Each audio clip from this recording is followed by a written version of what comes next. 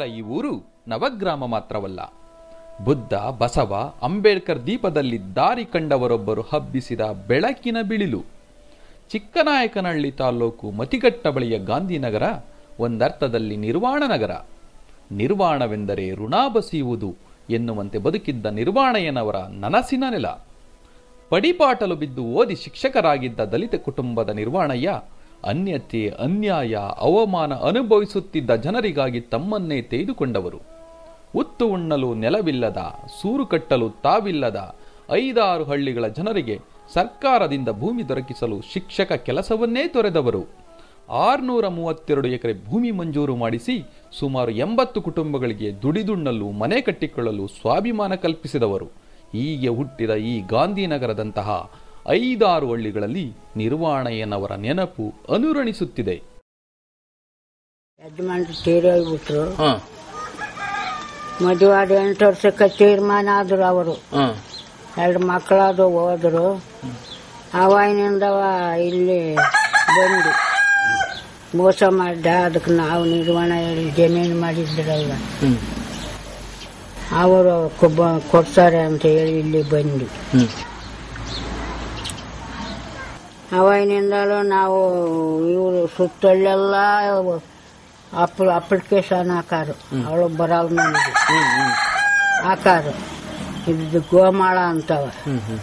630 ಎಕರೆ ಜಮೀನಿದೆ.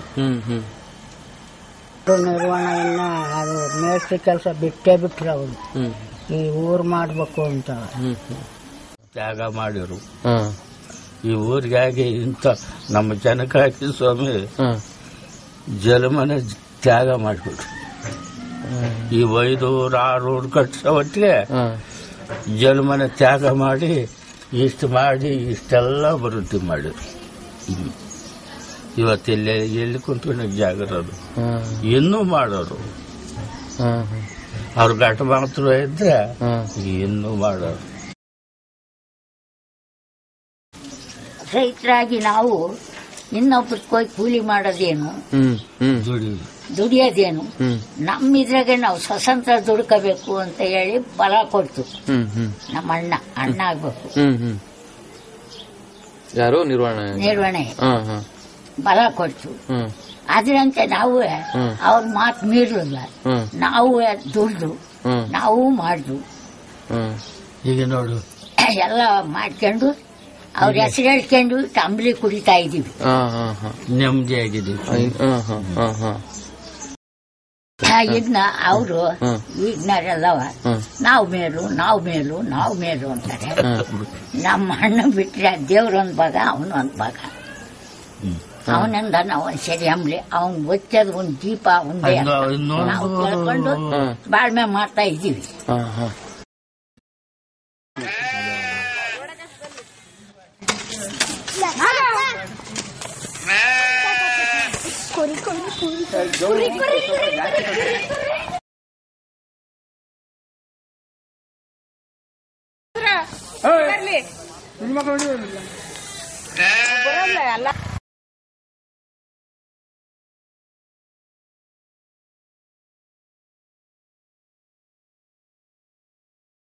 ನಿರ್ವಾಣಯ್ಯನವರು ಬೆಳೆದು ಬಂದಂತಹ ಹಾದಿ.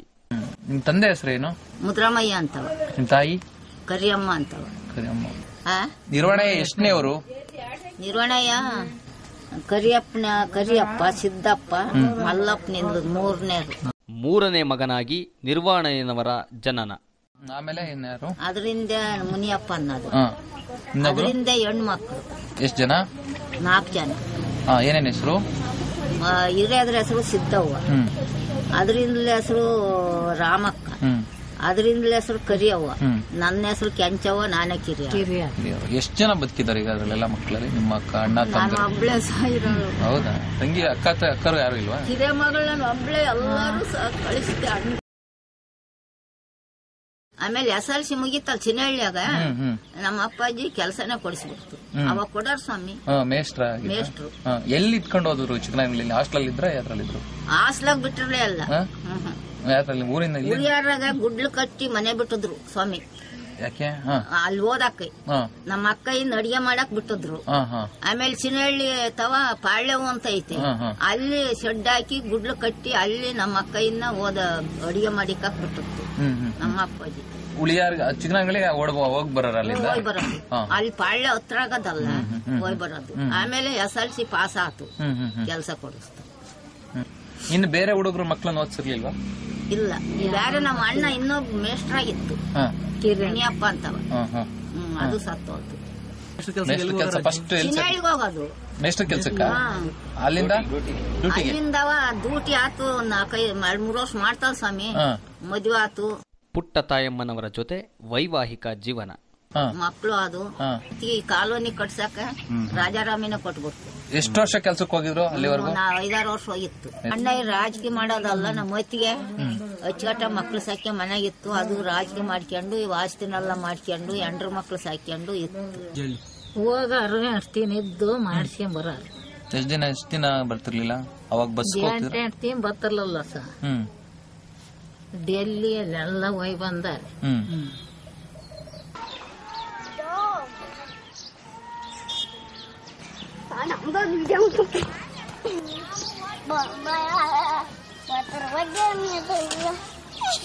ಈ ಮನೆ ಅವರೇ ಕೊಟ್ಟಾರು, ಆ ಮನೆಗಳು ಕಟ್ಟಿಸ್ತಾರೆ, ಮನೆ ಕೊಟ್ಟಾರಲ್ಲ ಅವರೇ. ಕಾಲೋನಿ ಅಂತವ ಮಾಡಿ ಇದು ಜಮೀನು ಮಾಡಿದ್ರು. ನಿಮ್ಮನ್ನೆಲ್ಲ ಅವಾಗ ಕರೆದ್ರ ಬನ್ನಿ ಅಲ್ಲಿ ಜಮೀನ್ ಮಾಡೋಣ ಅಂತ? ಕರೆದ್ರು. ಏನ್ ಅವಾಗ ಮೇಷ್ಟ್ರಾಗಿದ್ರ ಅವರು? ಮೇಷ್ಟ್ರಾಗಿದ್ರು. ನಿಮ್ಗಿನ್ನ ತುಂಬಾ ಚಿಕ್ಕವರು ಅವರು? ನಿಮ್ಗೆ ನಿಮ್ಮ ವಯಸ್ಸಿನಾರ ಚಿಕ್ಕರ ಅವರು? ನಮಗಿನ್ನ ಚಿಕ್ಕವ್ರೆ. ಅವರು ಮಾದಾಪುರನ? ಅವ್ರದ್ದು ದಾಸಿ ಹೇಳೋದು. ನಿಮ್ಮನ್ನೆಲ್ಲ ಹಿಂಗೆ ಬಂದು ಕರೆದು ಇಲ್ಲಿ ಜಮೀನ್ ಮಾಡ್ಕೊಟ್ಟಿದ್ದಂಗೆ?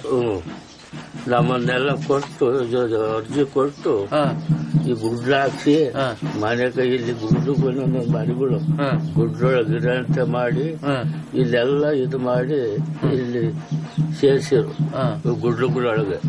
ಕೆಲವಾರು ದಿವಸ ಸೇರಿಸಿ ಈ ತಿಪ್ಪೇರುದ್ರ ಏನಾರು ಅಂತ ಇದ್ರಲ್ಲ, ಅವ್ರು ಡೆಪ್ಟಿ ಕಮಿಷನರ್ ಆಗಿದ್ರ. ಅವ್ರ ಕಾಲದಾಗ ಇವ್ರಿಗೆಲ್ಲ ಜಮೀನು ಮಾಡಿಸ್ಕೊಡೋ ನಿರ್ವಹಣೆ. ಪಾಪ ಬಡವರು ಇಲ್ಲೆಲ್ಲ ಕಾಡಿನಲ್ಲಿ ಇದಾಗ್ತಾರ, ಇಲ್ಲಿ ಇವ್ರಿಗೊಂದೊಂದು ಮನೆ ಕಟ್ಸಿ ಇವ್ರಿಗೆ ಜಮೀನು ಮಾಡಿಸ್ಕೊಡು ಅಂತ ಹೇಳಿ ಹಾಕ್ಸಿ ಮಾಡಿ ಕೊಟ್ರು ಸ್ವಾಮಿ. ಆ ಸ್ವಾಮಿಯವರು ಉತ್ತೇಜನ ಪಟ್ರು. ನಿರ್ವಹಣೆ ಬಗ್ಗೆ ಹೇಳಿ, ಹೆಂಗೆ ಏನು ಅವರು ಅಂತ? ಅಯ್ಯೋ, ಇದು ಜಮೀನಿಗಾಗಿ ಪಾಪ ಪ್ರಾಣನೇ ಎತ್ತಿತ್ತು ಸರ್. ಉಯ್ತಾರೆ, ಹೊಡಿತಾರೆ ಅನ್ಸುತ್ತಲ್ಲಿ ಜನ ಎಲ್ಲ ಅಂತ. ಇಲ್ಲಿ ಒಂದು ಹೊತ್ತೇ ಮನೆಯಲ್ಲಿದ್ದರು ಇದ್ದು, ನಾವೆಲ್ಲ ಹೆಂಗಸರೆಲ್ಲ ಅಂತ ಕುಕಣನ ಗಂಡಸರನ್ನೆಲ್ಲ ಕಳ್ಸೋಣ. ಅಲ್ಲಿ ಉಕ್ಕಡುತ್ತಾವ ಇಳಿತೀನಿ ಅಂದ್ರೆ ಅಲ್ಲಿ ಓಡೋಗೋದು, ಕೈ ಮಾರುತ್ತಾವ ಇಳಿತೀನಿ ಅಂದ್ರೆ ಅಲ್ಲಿ ಓಡೋಗೋದು ಕರ್ಕೊಂಬೋದದು. ಹಿಂಗೆಲ್ಲ ಪಡಿಪಾಟ್ಲು ಬಿದ್ದು ಪಾಟ್ ಬಿದ್ಬಿಟ್ರು ಸ್ವಾಮಿ ಜಮೀನಿಗಾಗಿ ಮಾಡಿದ್ರು. ಅಂತೂ ತಿಪ್ಪೇರುದ್ರೇನಾರು ಅವರು ಅವ್ರ ಸಂತಾನ 1000 ಬೆಳೆಯಲ್ಲಿ ಆ ಗಂಟೆ ಒಳಗೆ ಮಾಡಿಕೊಟ್ರು ಕಣಪ್ಪ ಜಮೀನು.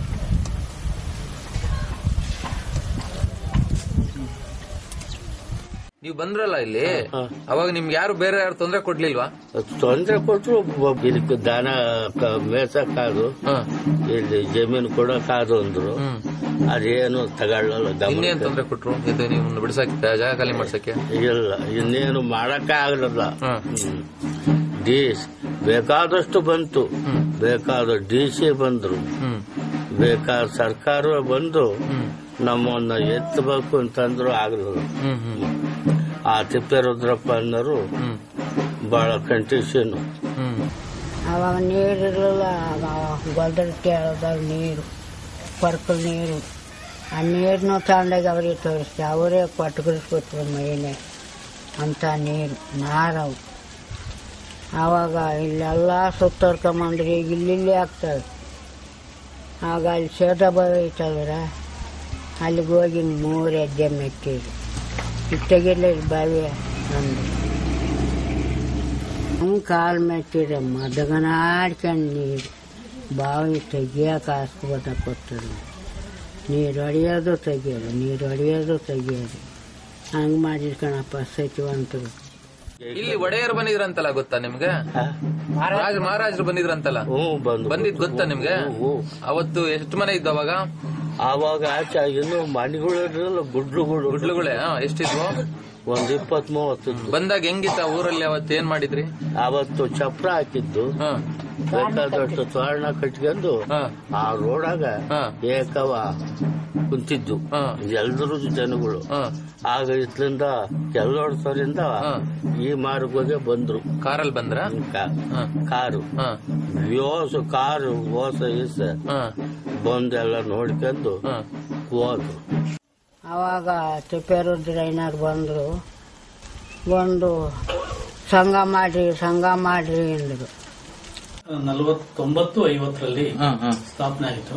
ಸ್ಥಾಪನೆ ಆದ ನಂತರ ಇವರು cooperative joint farming societies of agriculture colony, Gandhinagar ಅರ್ಜೆನ್ಸ್ ಕಾಲೋನಿ ಅಂತ ಸ್ಥಾಪನೆ ಮಾಡಿ ಅದೇ ನಿರ್ವಹಣೆ ಮಾಡಿ 632 ಎಕರೆನ ಸಹ ಈ ಸೊಸೈಟಿಗೆ ಅಡಾಪ್ಟ್ ಮಾಡಿದ್ರು. ಅಡಾಪ್ಟ್ ಆದ್ಮೇಲೆ ಸುಮಾರು ಆಗಿನ ಕಾಲದಲ್ಲಿ ಸುಮಾರು 40-50 ಕುಟುಂಬಗಳನ್ನ ಈ ಗ್ರಾಮದಲ್ಲಿ ಸೇರಿಸಿ ಸ್ಥಾಪನೆ ಮಾಡಿದ್ರು. ಸ್ಥಾಪನೆ ಆದ ನಂತರ ಇಲ್ಲಿ ಜೀವನ ಆಗ್ಲಿಕ್ಕೆ ತುಂಬಾ ತೊಂದರೆ ಆದ್ರೂ ಸಹ ಕೇವಲ 50 ಕುಟುಂಬ ಮೊದಲನೇ ಸ್ಥಾಪನೆ ಆದಾಗ ಉಳಿದವು 35 ಕುಟುಂಬಗಳು ಉಳಿದು, ಆ ಉಳಿದಂತ ಕುಟುಂಬಗಳು ಬೇರೆ ಕಡೆಯಿಂದನ ಅನ್ನಕ್ಕೋಸ್ಕರ ಬೇರೆ ಕೂಲಿ ಮಾಡ್ಕೊಂಡ್ಬಂದು ಇಲ್ಲಿ ಜೀವನ ಹಾಕೊಂಡು ಗುಡಿಸಲು ಹಾಕೊಂಡು ಊರನ್ನ ಸ್ಥಾಪನೆ ಮಾಡಿ ಅನಂತರ ಈ ಸೊಸೈಟಿನ ಮುಂದುವರಿಸ್ಕೊಂತ ಬಂದ್ರು ಸರ್. ನನ್ನ ಮನೆ, ನನ್ನ ಜೊತೆ ಎತ್ತುಗಳು, ನನ್ನ ಸೀಮೆ ಎಲ್ಲ ಕೊಟ್ಟಿದ್ರು ದುಡ್ಕೊಂಡ್ ತಿನ್ನಕ್ಕೆ ಎಲ್ಲ ಫ್ರೀ. ಎಷ್ಟು ಬೆಳಿತಿದ್ರಿ ರಾಗಿ? ಫಸ್ಟ್ ಸ್ಟಾರ್ಟಿಂಗ್ ಮೊದಲನೇ ವರ್ಷ ನಿಮ್ ಜಮೀನ್ ಬಂದ ವರ್ಷ ಎಷ್ಟು ಬೆಳೆದಿದ್ರಿ? ಮೊದ್ಲು ಅವಾಗ ಎಲ್ಲಿ ಸ್ವಾಮಿ ಇರ್ಲಿ, ಅವಾಗ 2 ಚೀಲ 3 ಚೀಲ. ಆಮೇಲೆ ಹೆಚ್ಚಂದ್ರೆ ಎಷ್ಟು ಬೆಳೆದಿದ್ದೀರಾ? ಹೆಚ್ಚಂದ್ರೆ ಎಷ್ಟು ಬೆಳೆದಿರ ಇದುವರೆಗೂ?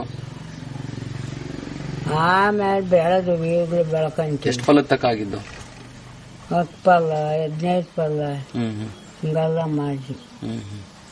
ನೀವೆಲ್ಲರೂ ಉಂಡು ನೀವೆಲ್ಲರೂ ಚೆನ್ನಾಗಿದ್ರೆ ನಾನು ಒಬ್ಬ ಮನುಷ್ಯ, ನಾನು ಹಬ್ಬಂಡು ಒಬ್ಬ ಹುಟ್ರೆ ಅಲ್ಲ ಕಣ್ರಪ್ಪ, ಬಲ್ರೆಯ ಉಣ್ಣಕ ಇದೇ ಕಾಲ ಇರಲ್ಲ, ಅನುಕೂಲ ಸಿಕ್ಕುತ್ತ ಬಂದ್ರಿ ಈ ಗುಡ್ಲುಗ ಈಚಿನ ಗರಿ ಕೊಯ್ದು ಹಚ್ಕೊಂತಿದ್ದು ಹಂಗೆ ಅಂತ ಎಲ್ಲ ಹೇಳೋದು. ಈಗ ಕೆರೆ ಕಟ್ಟಿಸಿದ್ರು ಅಂದ್ರಲ್ಲ, ಅದೇನ ಹೇಳ್ತಿದ್ರಿ ಹೇಳಿ? ಕೆರೆ ಇಲ್ಲೇ ಪಕ್ಕದಾಗ ಒಂದು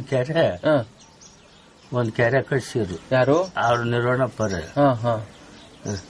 ಅದನ್ನ ಗೋಗಟ್ಟೆ ಕಟ್ಟೆ ಮಾಡಿ ಅದಕ್ಕೆ ನೀರು ಕಟ್ಟಕ್ಕೆಲ್ಲ ನೀವು ಹೋಗಿದ್ರ? ಹೋದ್ರು ಕೂಲಿ ತಗೊಂಡು. ಕೂಲಿ ತಗೊಳಿರ? ಅದೇ ನಾವು ಕೂಲಿ ಸರ್ಕಾರದಿಂದ ಕಟ್ಟಿ ಕೊಟ್ರು. ಸರ್ಕಾರದಿಂದ ಹೋದ್ರು ಕೂಲಿಯ ಒಟ್ಟಿಗೆಲ್ಲ ಒಂದ್ ಸ್ವಾಮಿ ಏನ್ ತಿನ್ನಕ ಬಂದ್ ಮನೆಗೆ ಬೇಕಂಗವದು. ಅವ್ರಿಗೆಲ್ಲ ನಿರ್ವಹಣಪ್ಪರೇ ಇವ್ರಿ ನೀವು ಗೌರ್ಮೆಂಟ್ನವರು, ಶೇಖ್ದಾರರು, ಸೆಕ್ರೆಟರಿಗಳು, ಅಮಲ್ದಾರರು, ತಹಸೀಲ್ದಾರರು, ಇದೊಂದು ಗೋಗಟ್ಟೆ ಕಟ್ಟಿಸ್ತೀನಿ, ಇದೊಂದು ಒಳ್ಳೆ ಕೆಲಸ ಮಾಡಬೇಕು ನಾನು ಒಂದು. ಆಗ ಅಲ್ಲ ಕಟ್ಟೆನೂ ಕಟ್ಸಿದ್ರು. ಅದು ಬಿಟ್ರೆ ಬೇರೆ ಕೆರೆ ಕಟ್ಸಿದ್ರ? ಅದು ಬಿಟ್ರೆ ಅದ್ರ ಮುಂದೆ ಒಂದು ಕಟ್ಟೆ ಕಟ್ಸಿದ್ರು ಸಣ್ಣದ.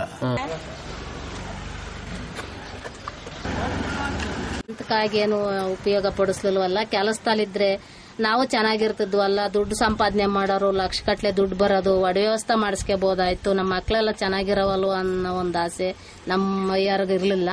ಆದ್ರೆ ಜನಸೇವೆ ಮಾಡಬೇಕು ಅನ್ನೋದು ಅವರ ಅನಿಸಿಕೆ ಇತ್ತು. ಅದನ್ನ ಆ ಥರ ಮಾಡಿರೋ ಅವರು. ಹೀಗಾಗಿ ಜಮೀನು ಮಾಡಬೇಕು ಅನ್ನೋದಕ್ಕಾಗಿ ಒಬ್ಬರು ಅಧಿಕಾರಿಗಳು ನೋಡ್ಬೇಕು ಅಂದ್ರೆ ದುಡ್ಡಿಲ್ದಲೆ ಕಾಡಿನಲ್ಲಿ ಅಂತ ಗಿಡದಲ್ಲೇ ನಡ್ಕೊಂಡು ಈ ತರ ಎಲ್ಲ ಇದನ್ನ ಮಾಡೈತಿ, ಜನಸೇವೆ ಮಾಡೈತಿ. ಯಾವ್ಯಾವ ಊರಿಂದ ಬಂದು ಸೇರ್ಕೊಂಡಿದ್ದಾರೆ ಇಲ್ಲಿ? ಇದು ಸ್ವಾಮಿ ಇದು ಎಲ್ಲೆಲ್ಲ ದೂರದಿಂದ ಯಾವ ಊರಿಂದೆಲ್ಲ ಬಂದ್ಬಿಟ್ರು. ಯಾವ್ಯಾವ ಊರು?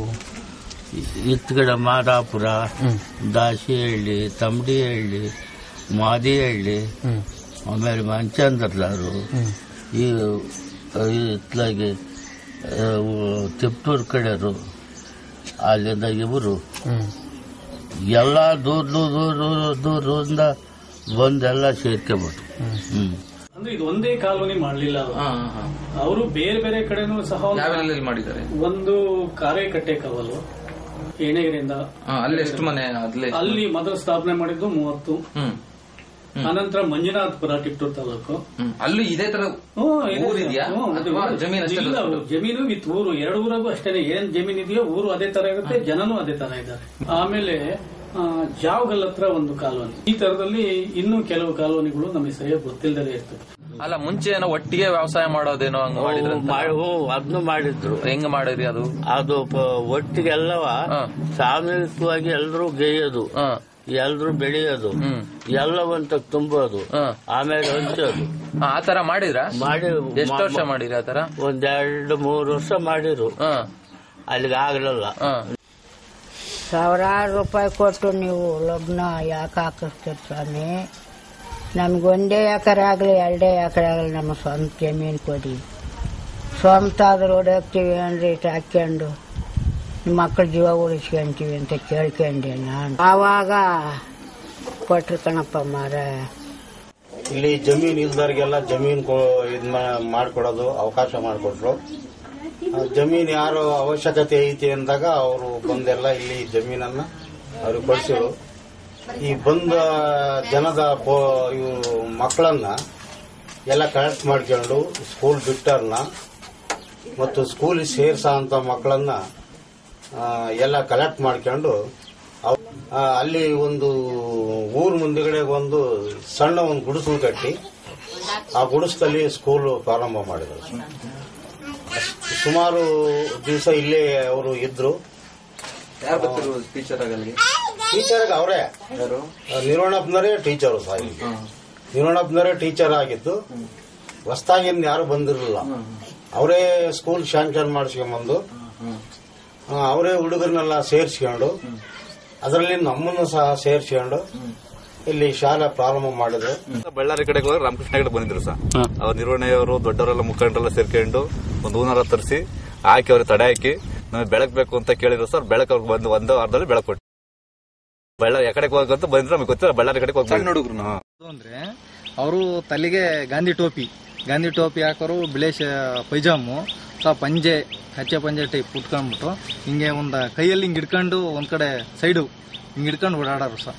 ಅಷ್ಟು ನಮಗೆ ಚೆನ್ನಾಗಿ. ಎಷ್ಟು ವರ್ಷ ನಿಮ್ಗೆ ಅವಾಗ? ಸರ್ ನಾನು ಅವಾಗ 5ನೇ ಕ್ಲಾಸ್ ಆಗಿದ್ದೆ ಸರ್. ಸುಮಾರು 11-12 ವರ್ಷ ಸರ್.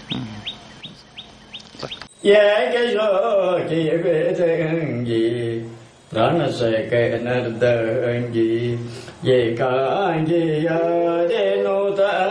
ಸನ್ನುತಾಂಗಿ ಚಕ್ರಯೋಗದ ಮಧ್ಯೆ ಸಪ್ತರತಿ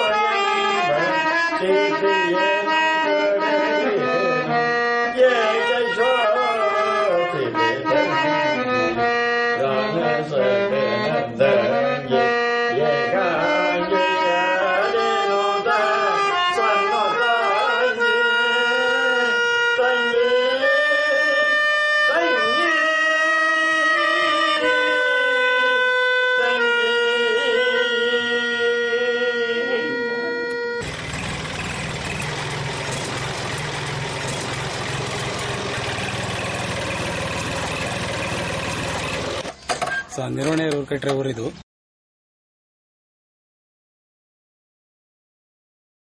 ಇವಾಗ ನಾವು ಜಮೀನು ನಿರ್ವಹಣೆಯವರು ಮಾಡಿಕೊಟ್ರೆ ಜಮೀನು, ಆ ಜಮೀನು ನಮ್ಮ ತಂದೆಯವರ ಹೆಸರಿಗೆ ಕಾಯ್ತಾ ಇತ್ತು. ಅವರಿಂದ ನಾವು ಆ ಪಾಣಿ ಕೊಟ್ಬಿಟ್ಟು ನಾವು ಇವತ್ತು ಟ್ಯಾಕ್ಟ್ರಿ ತಗೊಂಡು ಒಂದು ಸ್ವಲ್ಪ ದುಡಿಬೇಕು ಅಂತ ನಾವು ದೊಡ್ಡರಾಗಬೇಕು ಅಂತ ನಾವು ಇವಾಗ ಟ್ಯಾಕ್ಟ್ರಿ ತಗೊಂಡ್ಬಂದಿದ್ವಿ ಸರ್.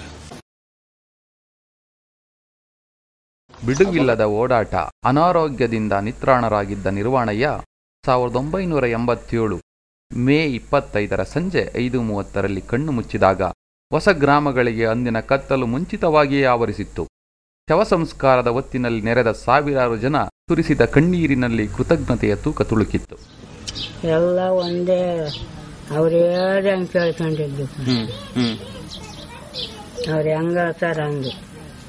ಒಂದು ಹಬ್ಬ ಮಾಡ್ಲಿ, ಒಂದು ಜಾತ್ರೆ ಮಾಡ್ಲಿ, ಒಂದು ದೇವ್ರ ಕೆಲಸ ಮಾಡ್ಲಿ, ಅವ್ರು ಯಾವ ಥರ ಹೇಳ್ತಾರೆ ಅದೇ ಥರ ಮಾಡ್ಕೊಂಡು ನಡ್ಕೊಂಡು ಅದು ಒಳ್ಳೆ ಅವ್ರ ಮಾತು ಮೀರ್ತಿರ್ಲಿಲ್ಲ. ಕಾಯಿಲೆ ಆಗಿತ್ತು ಸರ್. ಅವಾಗ ತುಂಬ ಬಡತನ ಆಗಿತ್ತು ಸರ್. ಅವಾಗ ಮನೆಯಲ್ಲಿ ತುಂಬ ಕಷ್ಟದಲ್ಲಿದ್ದು ಸರ್. ಆದರೆ ಏನು ಮಾಡ್ತೀಯ, ಪರಿಸ್ಥಿತಿ ಯಾರು ಅದನ್ನು ಇದು ಮಾಡ್ಕೊಳಕ್ಕಾಗಲಿಲ್ಲ ಸರ್. ಕೊನೆ ನಮ್ಮ ತಂದೆ ತೀರೋದ್ರು ಸಹ.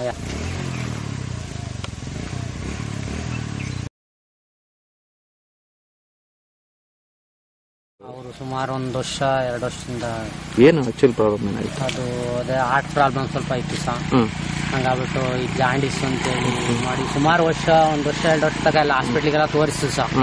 ತೋರಿಸಿದ್ರು ಅದು ಹುಷಾರಾಗಲಿಲ್ಲ ಸಹ. ಹಂಗಾಗ್ಬಿಟ್ಟು ಇಲ್ಲಿ ಏನು ಅವ್ರಿಗೆ ಮಾನ್ಮೆಂಟ್ ತರ ಅವ್ರಿಗೆ ಇಲ್ಲಿ ಏನು ಮಾಡ್ಲಿಕ್ಕೆ ಟ್ರೈ ಅಂದ್ರೆ ಕಟ್ಟೋದು ಏನೋ ಸಮಾಧಿ ತರ ಆತರ ಪ್ರಯತ್ನ ಮಾಡಕ್ಕೆ ಅಂತ ನಾನೇ ಮಾಡಿದೆ ಸರ್. ಸ್ವಲ್ಪ ಕಲ್ಲು ಪಲ್ಲು ಎಲ್ಲ ಹೊಡ್ಸಿದ್ದೆ ಸರ್.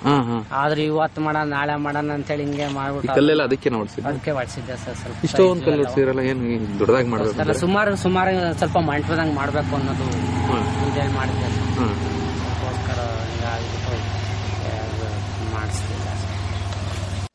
ಅವರು ತೀರೋಗಿದ್ದ ದಿನ ನಿಮ್ಮ ಊರು ಹೇಗಿತ್ತು? ಗೊತ್ತಾದಾಗ ವಿಷಯ ಗೊತ್ತಾದಾಗ ಎಲ್ಲ ದುಃಖ. ಹೋಗಿದ್ರ ಎಲ್ಲ ಹೋಗಿದ್ದು. ಅನ್ನ ಕೊಟ್ಟು ದಣಿಗೆ ಕನ್ನ ಹಾಕೋದಂತೆ ಸ್ವಾಮಿ. ಇಷ್ಟದ ಹೃದಯ ಎಷ್ಟು ಲಕ್ಷ ರೂಪಾಯಿ ಆಗೋಯ್ತು. ಇಂಥ 5-6 ಕಟ್ಸವ್ರಿ ಸ್ವಾಮಿ. ಇಂಥ 5-6 ನಮ್ಮ ಇದಕ್ಕೆ ಕಟ್ಸ್ಕೊಂಬಂದವ್ರಿ. ಯಾವ ತವರು ಬಿಡಲ್ಲ. ಎಲ್ಲಿ ಕಿರುಕುಳ ಜನಗಳಿಗೆ ಕೊಟ್ಟವ್ರೆ ಅಲ್ಲೂ ಹೋಗಿ ಸರ್ಕಾರದಿಂದ ಹೋರಾಟ ಮಾಡಿ ಜಮೀನು ಮಾಡಿಸಿದ್ರು. ಹೋರಾಟ ಮಾಡಿದ್ರು.